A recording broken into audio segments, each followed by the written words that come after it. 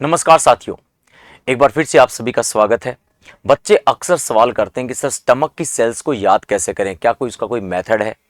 तो बच्चे थोड़ा सा ध्यान से सुनिएगा तो शायद ये बातें आपको क्रिस्टल क्लियर हो जाए।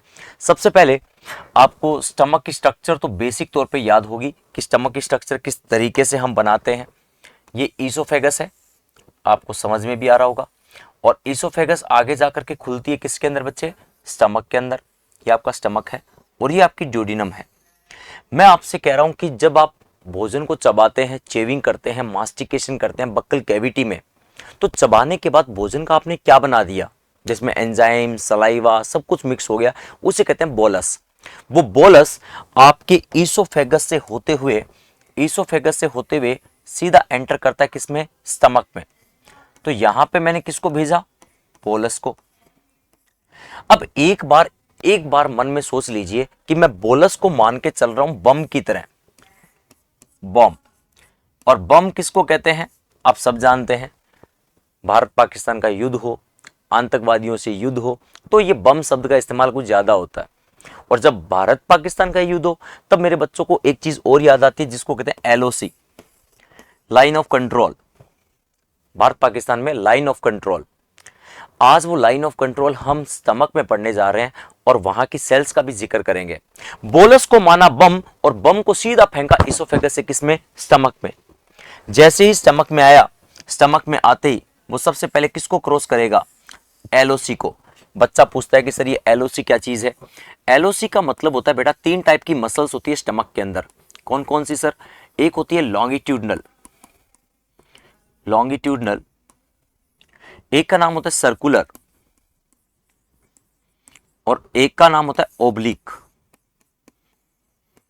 तो LOC, longitudinal, oblique and circular muscle. पूरे GIT के अंदर स्टमक ही एकमात्र ऐसा ऑर्गन है जहां पे तीनों की तीनों मसल एक साथ मिलती है, लॉन्गिट्यूडनल, ओब्लिक एंड सर्कुलर। ऐसा मैं क्यों कह रहा हूं? क्योंकि स्मॉल इंटेस्टाइन के अंदर ओब्लिक मसल नहीं होती, वहां सर्कुलर और लॉन्गिट्यूडनल मसल नजर आती है। ऐसे ही थोड़ा और आगे चलेंगे लार्ज इंटेस्टाइन में, वहां 3 कॉलम ऑफ लॉन्गिट्यूडनल मसल्स है। इसका मतलब LOC तीनों मसल सिर्फ और सिर्फ आपको स्टमक में देखने को मिलती है। तो इस वीडियो से पहला क्वेश्चन क्लियर होता है कि स्टमक में कितने टाइप की मसल? बोले सर 3 टाइप की, लॉन्गिट्यूडनल, ओब्लिक एंड सर्कुलर। तो क्या हमें इसी सीक्वेंस में याद करना है? नहीं। अगर आपको अंदर से बाहर इसको याद करना पड़े तो हमेशा याद रखिएगा बच्चे, इसको हम लोग ओक्कल याद कर सकते हैं। ओक्कल, OCL। सबसे अंदर होती है ओब्लिक मसल, उससे बाहर आती है सर्कुलर और सबसे बाहर होती है लॉन्गिट्यूडनल। ऐसे इसका एक सीक्वेंस होता है। आपने पढ़ा होगा कि सर म्यूकोसा, सब म्यूकोसा, मस्कुलरिस, सीरोसा। तो म्यूकोसा सबसे अंदर, सब म्यूकोसा उसके बाहर, मस्कुलरिस यानी मसल, तो मसल में फिर सबसे अंदर कौन सी है? ओब्लिक, उससे बाहर सर्कुलर, उससे बाहर लॉन्गिट्यूडनल। ऐसे याद कर सकते हैं। और उसके बाद सीरोसा।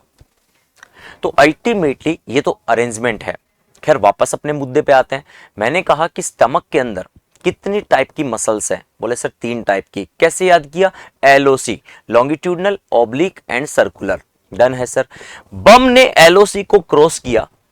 LOC को जैसे ही क्रॉस किया वैसे ही यहां पे आपको एक सिंगर याद आएगा। वो सिंगर आप कभी भूल नहीं पाएंगे। उस सिंगर का नाम है मिक्को।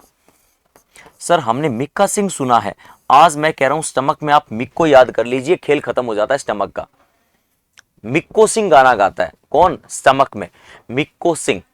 मिक्का सिंह नहीं, मिक्को। सर इस मिक्को का क्या मतलब है? इस मिक्को का मतलब मैं यहां लिखता हूं, फिर आपको समझाता हूं कि मिक्को क्या है। M stand for mucosa neck cell, mucosa neck cell. E stand for, E का मतलब होता है बच्चे एंटेरो एंडोक्राइनल सेल्स। सी का मतलब, सी के कई नाम है। चीफ सेल, इसको एक नाम और से भी जानते हैं, zymogen cell. Peptic cell,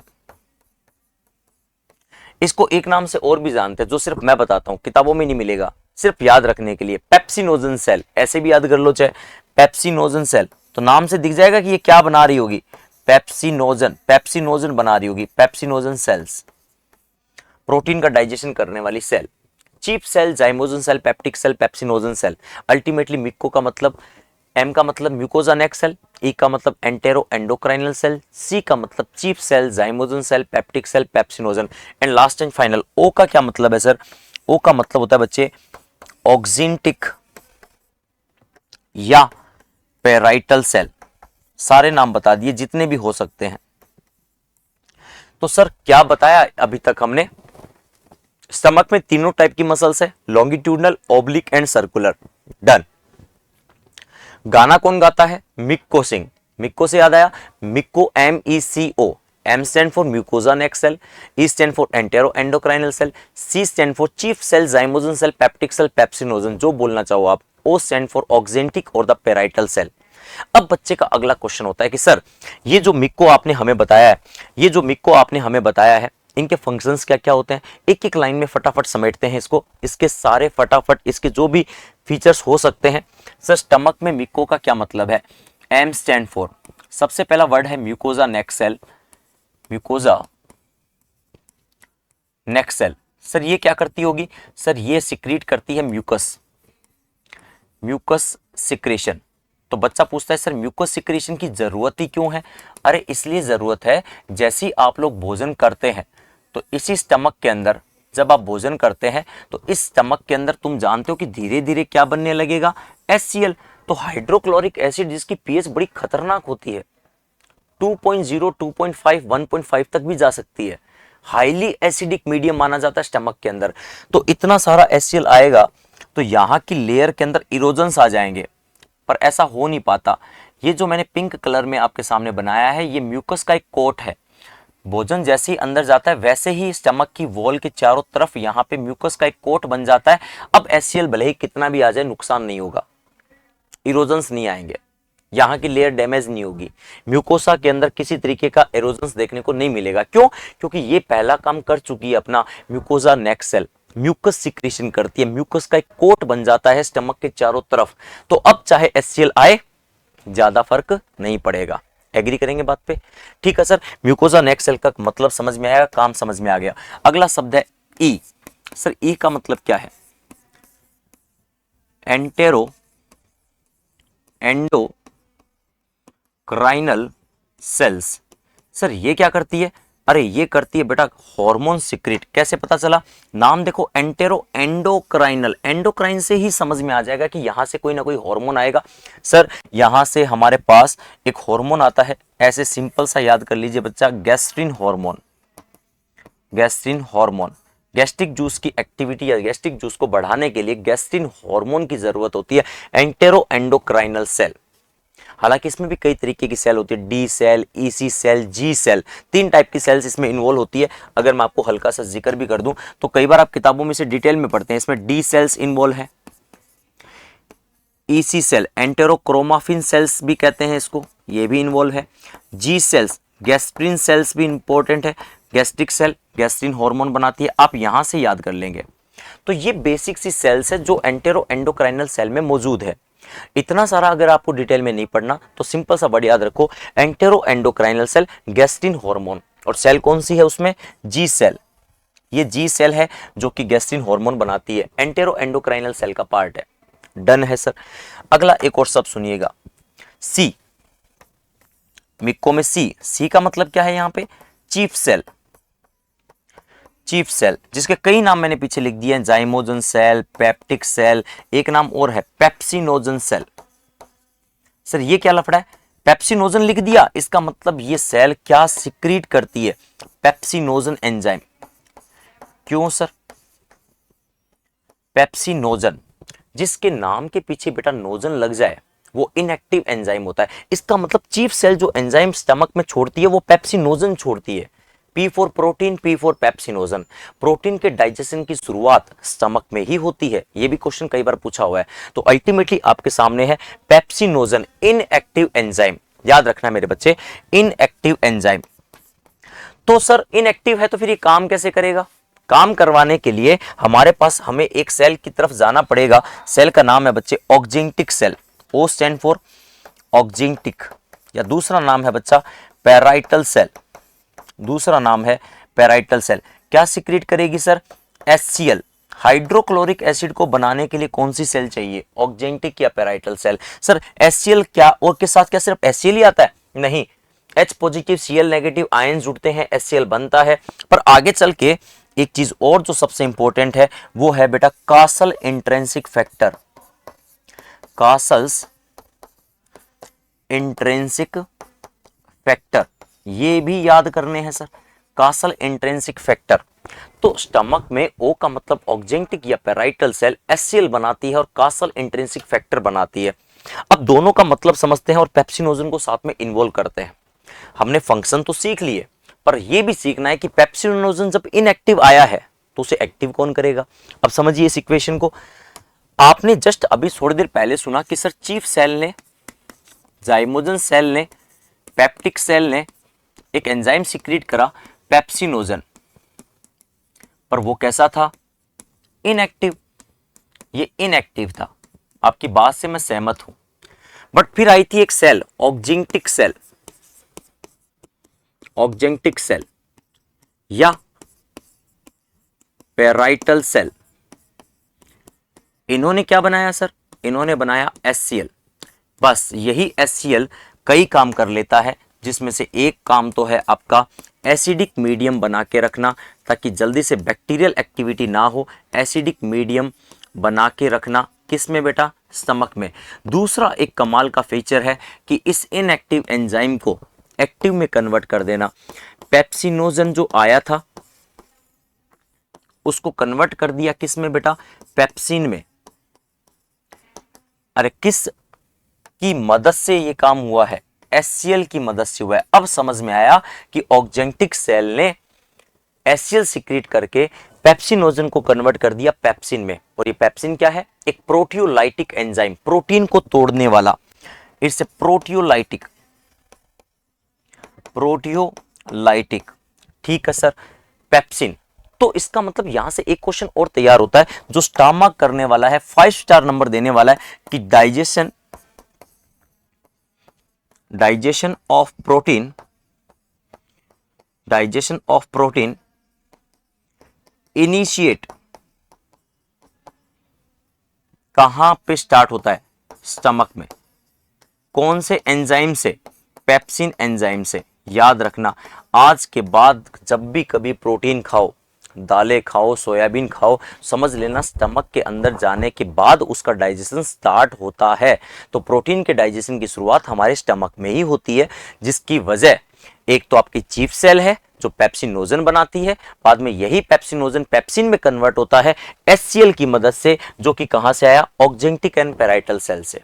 done है सर, ये भी बात समझ गए। एक और पॉइंट आता है कि सर क्या सिर्फ HCl ही बनाया था क्या? नहीं, एक शब्द और भी तो आपने पीछे की स्लाइड में लिखा था, castles intrinsic factor. Castles intrinsic factor, sir ये क्या लफड़ा है? Castle intrinsic factor, castle intrinsic factor. ये इंट्रिंसिक फैक्टर की नेचर याद रखना है। आपके क्वेश्चंस ऐसे दिया होता है, ग्लाइकोप्रोटीन इन नेचर। ये ग्लाइकोप्रोटीन होते हैं इंट्रिंसिक फैक्टर। और ये इंट्रिंसिक फैक्टर करते क्या है? इंट्रिंसिक फैक्टर स्मॉल इंटेस्टाइन में जाते हैं, ड्यूोडेनम, जेजुनम, इलियम, इलियम में पहुंचते हैं। ये इंट्रिंसिक फैक्टर, इसका भी फंक्शन समझ लीजिए। इंट्रिंसिक फैक्टर्स बनते तो स्टमक में है, पर एक्शन कहां दिखाते हैं? स्मॉल इंटेस्टाइन के इलियम पार्ट में।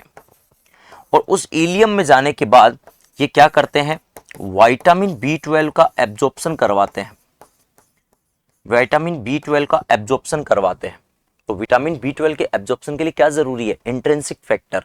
सोच के देखिए कि अगर स्टमक ने इंट्रिंसिक फैक्टर बनाना बंद कर दिया, या ऑक्जेंटिक सेल या पेराइटल सेल ने इंट्रिंसिक फैक्टर बनाना बंद कर दिया, तो स्मॉल इंटेस्टाइन के इलियम पार्ट में विटामिन B12 का एब्जॉर्प्शन नहीं होगा।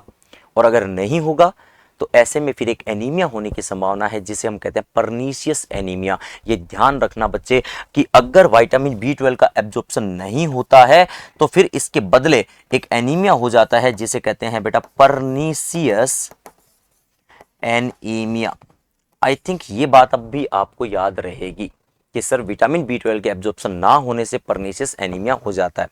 तो अब तक हमने क्या जाना, एक बेसिक सा फंडा हमने डिस्कशन किया कि सर हमारा आज मुद्दा था, हमारा जो पार्ट था वो ये था कि स्टमक की सेल्स को याद कैसे करें। तो याद करने का सीधा सीधा फॉर्मूला था कि सर बोलस बनाया, ईसोफेगस में बम की तरह फेंका और सीधा गया स्टमक में क्रॉस किया एलओसी को।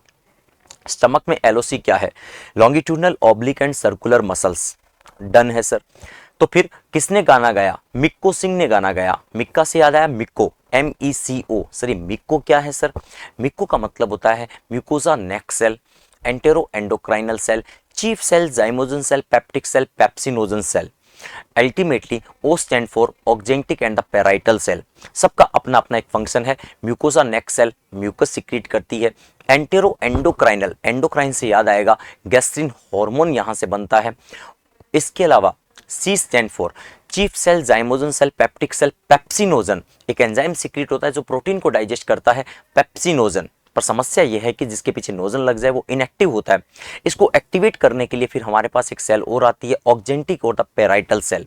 ये सेल क्या करती है बच्चे, ये आपके स्पेशली एचसीएल सिक्रीट करती है और कासल इंट्रिंसिक फैक्टर बनाती है। एचसीएल क्यों जरूरी है, एक तो स्टमक के अंदर एसिडिक कंटेंट को या एसिडिक मीडियम को बना के रखती है, साथ के साथ गैस्ट्रिक जूस की नेचर को भी एसिडिक कर देती है। साथ के साथ आपका एचसीएल पेप्सिनोजन जो चीफ सेल ने बनाया था उसको कन्वर्ट करती है पेप्सिन में, यानी pepsinogen which convert into the pepsin with the help of HCL.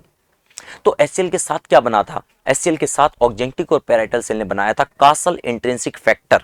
Sir ये इंट्रिंसिक फैक्टर क्या स्टमक में काम करते हैं, नहीं, ये ग्लाइकोप्रोटीन्स होते हैं। ये ग्लाइकोप्रोटीनियसिस इन नेचर होते हैं। ये सीधा इलियम में जाते हैं और इलियम में विटामिन बी 12 का एब्जॉर्प्शन करवाते हैं।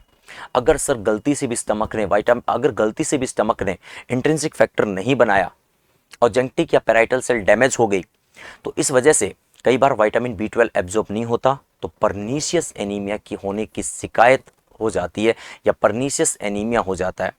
तो अल्टीमेटली हमने स्टमक में मिक्को पढ़ा और मुझे बताइएगा ये मिक्को जो है स्टमक में क्या करता है, और कमेंट सेक्शन में आपका इंतजार रहेगा। ये स्टमक की सेल्स क्या मेरे बच्चों को याद हुई, कैसे बोलस ने एलओसी को पार किया और कैसे मिक्को ने गाना गाया। आज के सेशन में इतना ही। Thank you to all.